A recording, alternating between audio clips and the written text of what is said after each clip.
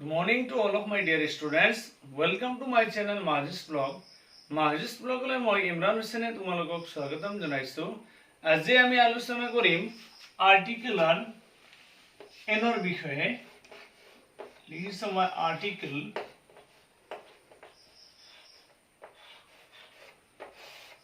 uses of an অর্থাৎ তলত দিয়াবোৰৰ আগত তলত দিয়াবোৰৰ আগত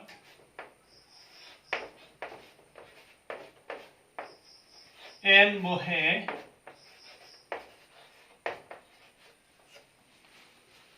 তলত দিয়াবোৰৰ আগত এন বহে এক নম্বৰ নিয়ম কোনো শব্দৰ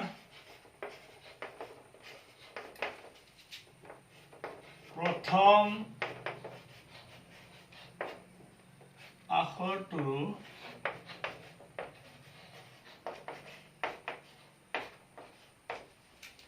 ভাৱেল হলে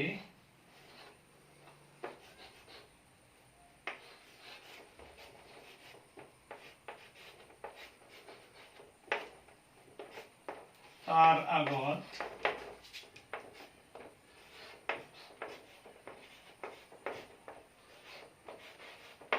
এন বহে যেনে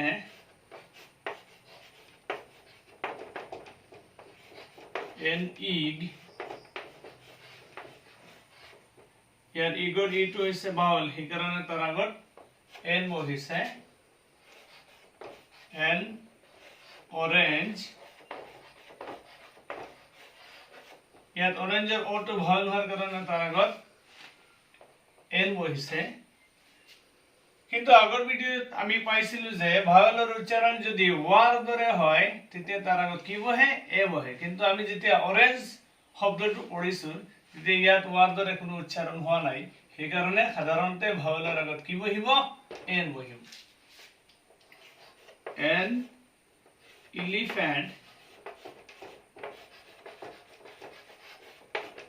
elephant or ইটো ভাল হোৱাৰ কাৰণে তাৰ আগত এন বহিছে এন আমব্ৰেলাৰ ইটো ভাল হোৱাৰ কাৰণে তাৰ আগত এন বহিছে কিন্তু আমি এৰ ব্যৱহাৰ পাইছিলো ভাৱেলৰ উচ্চাৰণ যদি ইউৰ দৰে হয় তেতিয়া তাৰ আগত কি বহে এন বহে কিন্তু আমব্ৰেলা পঢ়াৰ সময়ত ইয়াত উচ্চাৰণ ইউৰ দৰে হোৱা নাই সেইকাৰণে সাধাৰণতে ভাৱেলৰ আগত কি বহে এন বহে দুই নম্বৰ নিয়ম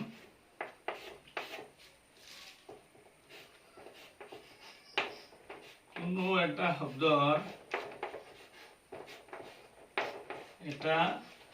শব্দৰ প্ৰথম আখৰটো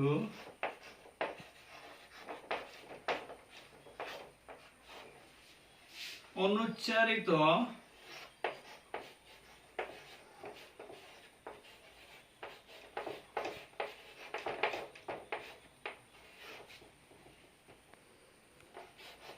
এইচ হলে তাৰ আগত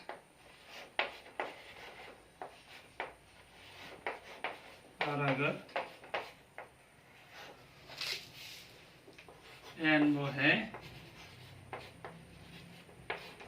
যেনে এন আৱাৰ এন honest and honorable HONOURABLE দুই নম্বৰ নিয়মটোত আমি পাইছো কোনো এটা শব্দৰ প্ৰথম আখৰটো অনুচ্চাৰিত এইচ হলে তাৰ আগত এন বহে অৰ্থাৎ কোনো এটা শব্দৰ যদি প্ৰথম আখৰটো এইচ থাকে আৰু পঢ়াৰ সময়ত যদি এই এইচটোৰ উচ্চাৰণ নহয় অনুচ্চাৰিত অৰ্থাৎ সাইলেন্ট হৈ থাকে তেতিয়া তাৰ আগত কি বহিব এন কিন্তু H2 সাধাৰণতে হৈছে কি কনসোনেন্ট কনসোনেন্টৰ আগত সাধাৰণতে আগৰ নিয়মত আমি পাই আহিছো কনসোনেন্টৰ আগত কি বহে এ বহে কিন্তু কনসোনেন্ট সাপোজ আমি যেতিয়া পঢ়িছিল হাউস তেতিয়া হাউসে সম্পূৰ্ণ উচ্চাৰণ কৰিছিল H2 তেতিয়া তাৰ আগত কি বহিছিল এ বহিছিল কিন্তু ইয়াত যেতিয়া আমি পঢ়িছো HOUR এটা হাৱাৰ নহয় আমি কি পঢ়ি আছো HOUR আৱাৰ যেতিয়া আমি আৱাৰ পঢ়ো তেতিয়া আমাৰ H2 সাইলেন্ট হৈ থাকে অনুচ্চাৰিত হৈ থাকে সেই কাৰণে তাৰ আগত কি বহে এন বহে HONEST এটা হনেস্ট নে অনেস্ট পঢ়াৰ সময়ত যেতিয়া আমি অনেস্ট পঢ়ো তেতিয়া H2 সাইলেন্ট হৈ থাকে H2 অনুচ্চাৰিত হৈ থাকে সেই কাৰণে তাৰ আগত কি বহে এন বহে সেম তেনেকৈ HONOURABLE হনাৰেবল নে অনাৰেবল পঢ়াৰ সময়ত আমি অনাৰেবল পঢ়ো অনাৰেবল পঢ়াৰ সময়ত H2 অনুচ্চাৰিত হৈ থাকে থাকিও মানে উচ্চাৰণ নহয় সেই কাৰণে তাৰ আগত কি বহে এন বহে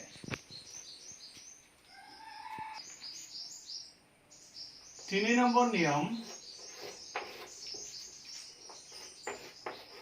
সংক্ষেপে লিখা শব্দবোৰৰ বাবে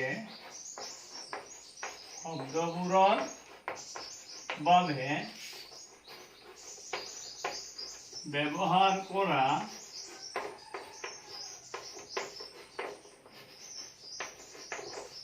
প্ৰথম আখৰটো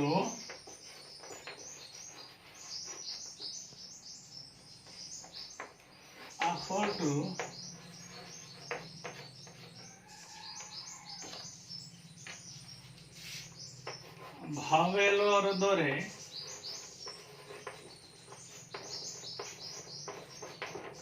উচ্চাৰণ থকা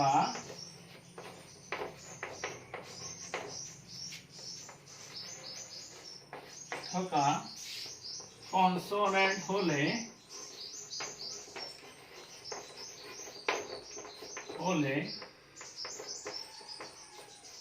তাৰ আগত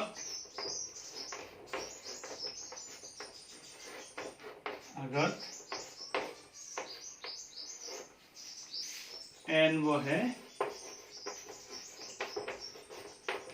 যেনে N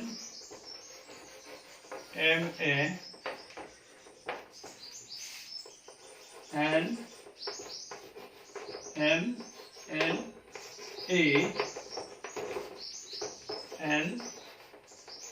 N C C N S O S N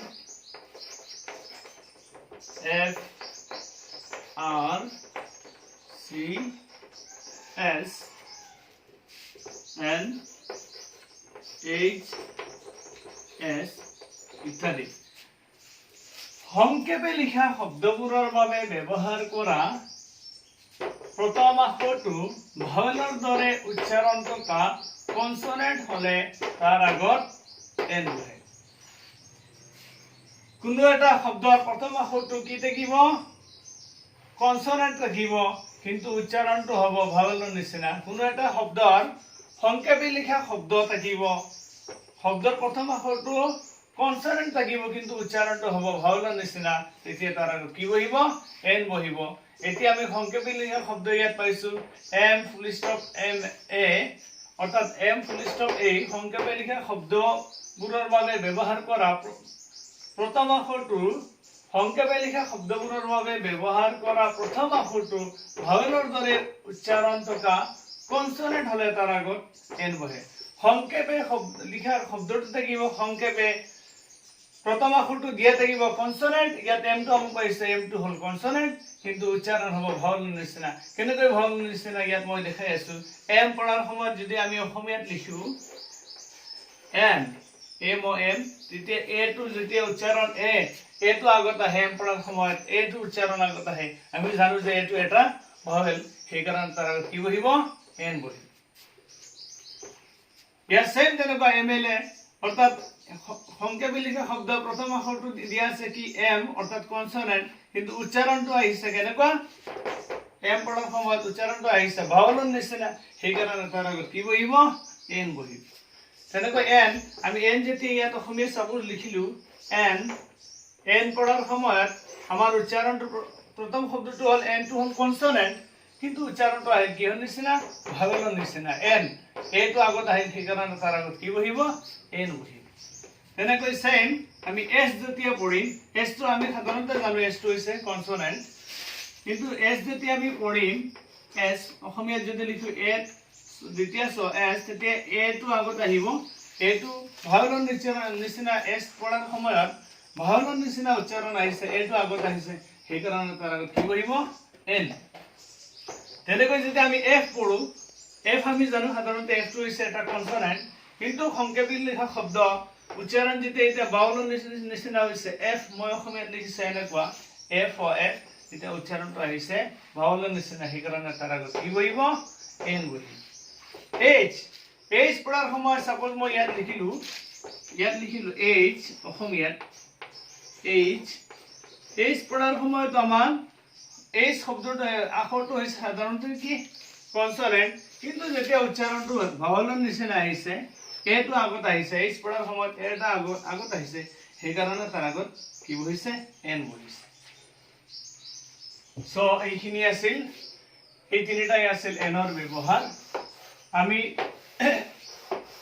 ইতিমধ্যে আগৰ ভিডিঅ'টোত এ